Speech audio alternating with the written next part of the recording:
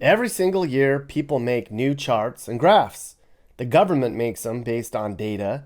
Think tanks make them for their research. Companies make new charts to explain their place in the world. And regular people like you and me make charts and graphs too. All of them can help us understand the United States. Some are boring, but even though they're based on boring number crunching, charts and graphs can be really cool. So we're going to look at some charts and graphs to help us understand the good old USA. Here are charts and graphs that explain America with additional insights. Charts, graphs, charts and graphs with additional insights. We're going to first begin with this interesting graph. This is controversial. It's how much money we spend on welfare here in the USA. As you can see, it's going up, up, and away. In the last year, we spent more than $1 trillion on welfare in the USA. Is that good? How do we sustain this? Welfare is designed to increase benefits and redistribute wealth, but a lot of us become dependent on it. You can see here just where our welfare money goes. Half goes to families with children who live below the poverty line. That's $500 billion every year. Disabled folks get 28%, senior citizens get 12%, and people worry there won't be Social Security one day. That would suck, because I'm going to be old one day, and I've been paying into it. So have you. This isn't really a chart or graph, but it's very scary. This is a running total of our national debt. Look how fast it's going up. You can see that each of us is in debt about $91,000. Here's how much of our debt is held by foreign countries. That's 7 trillion people. There's a lot of red on here. This is the first time our national debt has ever been above 30 trillion. FDR gave us our biggest percentage national debt increase. Trump added the second biggest percentage increase. Biden's on pace to break both of their records. The last time our national debt was zero was in 1835. We're never getting there again. Okay, so is this a chart or a graph? Well, the difference is charts represent a large set of information into graphs, diagrams, or tables, whereas graphs show the mathematical relationship between varied sets of data. In fact, a graph is a type of chart. So I guess this would be a chart. Anyways, we can totally see on this thing where legal drugs kill people in the USA. And nicotine is a drug, people. It kills close to 500,000 of us a year. Booze kills another 25,000 or so. And look at weed. 0 deaths. Although I know some people who thought they were going to die after eating too many California brownies. Go! Okay, so this clearly a graph shows how much higher assault deaths are in the US compared to all the other countries. I guess that means we have more dumbasses here than anywhere else. Gun deaths are the leading cause of all this. Gun-related deaths had been going down since the peak in 1993, but then, people can't stop themselves. We're at a near high again. Experts have studied this, and there's no consensus as to why shooting deaths go up and down like this. You also might be surprised to know that 54% of gun deaths in the U.S. are suicides, and 43% are from murders. 1% were accidents. While firework deaths are going down of late, firework injuries are going up in a big way. You gotta be safe and sane out there, people. Even a sparkler can be dangerous if you don't take care. A sparkler stays hot even when it's out. Make sure your child doesn't start November the 6th like this. Here, we can see the most popular social media apps among millennials. Somehow Facebook is still by far the #1 social media site, although it sucks anymore these days. I can only look at it for like a minute. You'd think Insta would be the most popular, but I digress. Where's YouTube, yo? This chart shows how fast YouTube has grown over the last 15 years. Move that chart. I see that, Mappy. Of those 2 billion monthly views, a small fraction of those are for me. And some of that's because of you, Mappy. I guess I need a raise. No, you don't. Now run along. Hey! This chart's interesting. This shows how the price of things has changed in the United States. You can see here how dramatically the price of a college education has gone up over time. College tuition and fees have doubled since 1993. And that's just terrible and sad. The average cost of a college education now is $37,000 a year. No wonder so many people come out of college pissed off at the world. I mean, spending $120K on a geography degree just isn't really smart anymore, is it? Kids, I'm telling you, trade school. Learn how to code or plumb or work on things and you'll spend way less money and come out making way more money. That's what this pie chart shows, anyways. I'm surprised medical care costs aren't up higher on this graph. People go bankrupt paying off their damn medical bills, or they die because they can't afford them, which is just tragic. The cost of toys is plummeting. We can thank a lot of little Chinese kids for that. And that, too, is sad. Look at the cost of televisions. Back in the day, these giant monstrosities cost $1,200 in today's dollars, and they didn't even have Netflix built in. Today, you can get a 100-inch TV for like $300, but watching old commercials on a new TV just isn't the same, people. OB, it's the way you should be. Keep it simple and set yourself free from the extra that you really don't need. Just try OB and you'll see. Just try OB and you'll see. They still make those? If you think home prices in the US are bad, look at how fast home prices have gone up in Canada. I don't know how you Canadians can afford a home anymore. One day you'll all be living in igloos again. Home prices are actually lower here than they are in the other 3 countries featured in this telling graph. But man, oh man, I feel bad for all the millennials who are trying to get into their first homes, especially with the interest rates rising. 2 years ago, you could lock in a 3.25% rate on a home, and today it's closer to 5%. That's a $200 or $300 difference per month on a conventional 30-year loan. Not good, people. Not good. That's why you should all think about living in small towns again. Something I've been talking about a lot in my Tiny Towns 2.0 series. You should check it out. This chart adds additional insight. This plots where people move based on rental prices. The area over here is where rent is lower than the national average, and you can see a lot more people moving to places like Detroit, Atlanta, Pittsburgh, and Houston than they did in expensive places up here like LA and New York City. Well, that and because LA and New York City have a lot of crime and drama and a lot of other BS. Ooh, here we can see where Americans spent their time during COVID. Way more people were at home than at work, and that's still happening today. At one point, half of us were not in the office.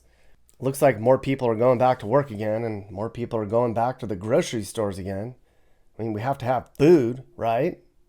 It's like my mother always told me, get what you want, but get it at Wallbounds. I know how good my quality meats taste, but you have to see how good Wallbounds prices look. The most important thing to remember about fresh produce is Wallbounds. At Wallbounds, more than the price is right. Wallbounds, a part of every good meal. Classic. This makes me proud of my fellow Americans. Here you can see why people miss work. Those big spikes are when people all take vacations every summer. The average American takes almost a full week off every summer. Good for you guys. You should be doing that a lot more. To places like this. Rocky Point, it's so exciting. Rocky Point, where you can come alive. Rocky Point, you're all invited to share our summertime. Rocky Point. The rest of this chart's kind of basic, but we can see that a lot more of us missed work because of COVID.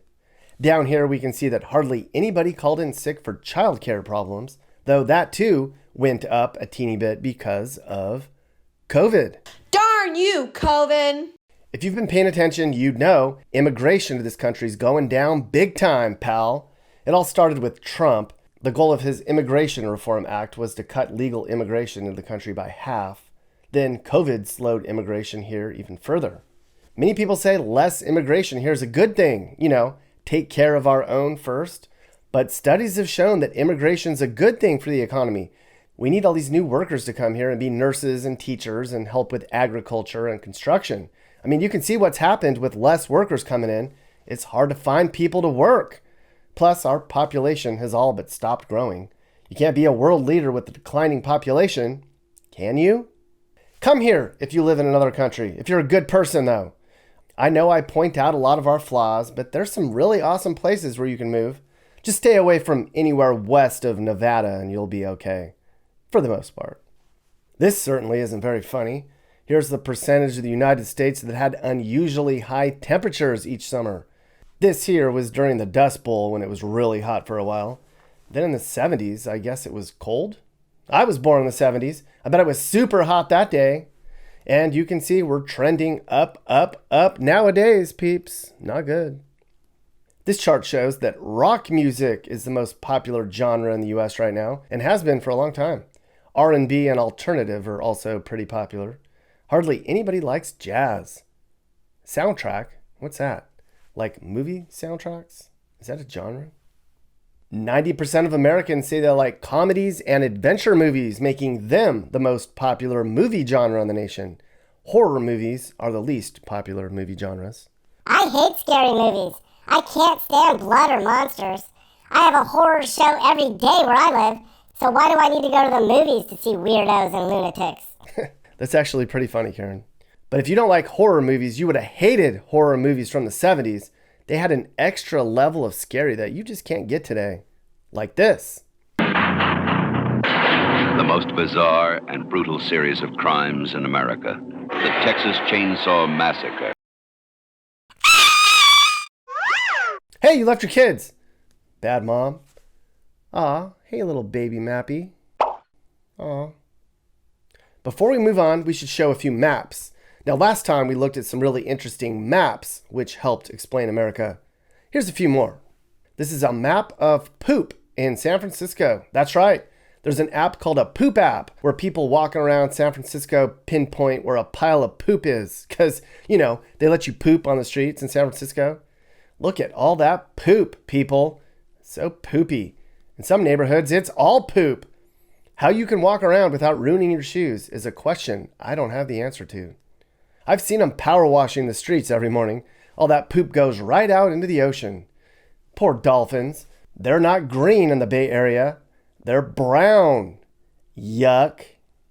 Here's another interesting map. This is the county level breakdown of where you can and can't buy liquor in the U.S. Blue is wet, meaning you can buy liquor there. Red is dry, meaning you cannot buy liquor in those counties. Yellow is mixed. In some communities, you can buy booze, and in some, you cannot. What's up with that county right there? They're no fun. And this has nothing to do with the USA, but I thought it was really interesting. This is a breakdown of all the time zones in Antarctica. There's 11 time zones in the world's second largest continent, which has 0 people. Why do you need time zones for no people, people? And now, back to the graphs. I'm Skip Fritzman. Thanks, Skip. These are the most popular sports in the nation. The NFL is still kicking some butt, and lots of people like the Olympics. Major League Soccer is even less popular than tennis. Figure skating. I don't even know anybody watches figure skating. When is figure skating even on? This one shows the population pyramid in the U.S. for men and Vrau. Wait, is this in German? Duzentalen? Okay, never mind, forget this chart. Ooh, this has some good tea. This graph expresses the states with the highest divorce rates. I think Nevada is so high because people go to Vegas and get married and then regret it the next day. But a lot of these are either in the South or the Mountain West. Every state in the Mountain West has a high divorce rate? Why the Mountain West? Even Utah? I didn't think Mormons got divorced. Here we go. A chart of the most popular smartphones by brand. Apple has nearly half of all smartphones in the nation right now. That's just crazy. The rest are all different variations of brands that are not Apple. And all the old people are here. What kind of phone do I have? I don't know. I have no idea how to even work it. Aw, Grandma. Here's a list of the most popular places we all go get fat at. McDonald's makes like 3 times as much money as the next place. I love me some Taco Bell. So Hardee's Carl's. I never understood why they were basically the same restaurant but with a different name. Well, apparently, I just learned they're pretty much the same place, just branded differently. Here's a map that shows which part of the country they call it Carl's and which part of the country they call it Hardee's, and where there isn't either one. Aw, it's pretty good, but you're not missing out on too much. Their fries are basically below average. Dink! Okay, this is pretty remarkable. This is the defense spending for the world's leading defenders. We get our own column. All these countries have the same size armies, and then it's China and us. Look out, world, here we come. Here's a really neat chart. This shows us the types of jobs we've had in this country since the old days. Look at how much agriculture jobs have gone down. I'm telling you, modern mechanization and technology, people. Look at this. Back in 1840, 70% of Americans worked in agriculture. Today, it's hardly a thing. And because we're much more efficient at farming now, a lot of our people can do more high-end jobs like retail, I guess. What the? There's less miners now and more healthcare workers today. We have way more teachers and way more government. Well, we knew the government's getting larger all the time. Too many promises and too many people and not enough change, everyone. Oh, wow. The average age of U.S. presidents. Our first presidents were all about 55 years old. Then in 1795, James Polk came onto the scene, and he was way younger. He wasn't even 50 yet. He was a UNC graduate, by the way. Then we had a bunch more young presidents, men like Franklin Pierce, Ulysses S. Grant, and Grover Cleveland. Theodore Roosevelt was only 42. Then we got this old guy who proves we need younger presidents again. Ah, here we go. This is always controversial. White neighborhoods over time. A long time ago, most neighborhoods were white, and now fewer of them are white.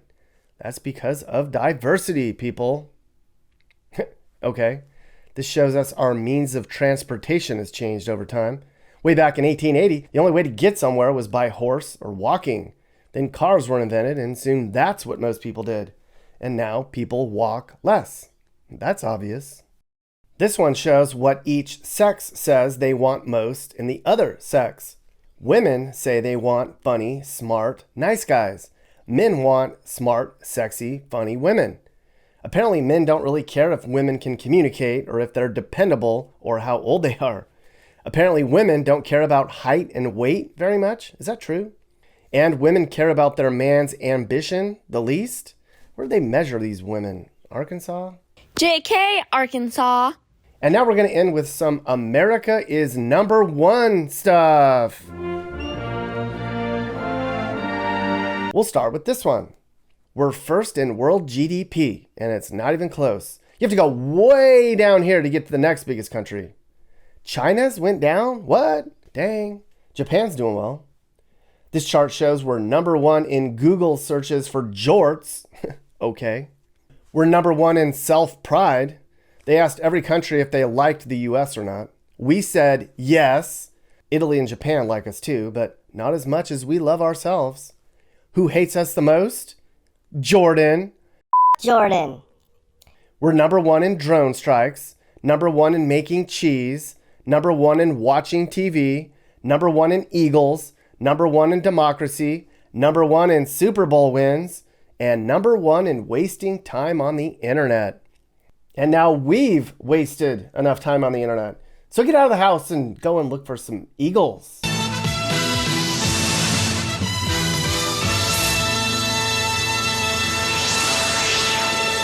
Are you looking to move and need advice? I do consulting. That's right. I'll sit down and talk about where the next perfect place for you and your family should be. I do it all the time. Together, let's find you a new home that's safe and checks all your boxes. You can get my email in the description to find out how I can help you find your perfect relocation. And I can also help you find your new house too. Email me and I'll work with you on not just helping you figure out where to move, but I can help you find your perfect home too. That's right. I know awesome, reliable agents all over the country, and I'd love to connect you to somebody who can help you search for that perfect home. Hey guys, if you learned something new about America or what it's like to live in America, great. You should think about subscribing and turning on your notifications. You can also click one of these videos or playlists for more. You can also now buy my songs on iTunes and other formats. Click the link in the description. Thanks for watching. And remember, while we all might have different views, we should all be nice to each other and try to make the U.S. a better place in a positive way. This is Sage, Nick's manager. This has been a Corner House Entertainment production.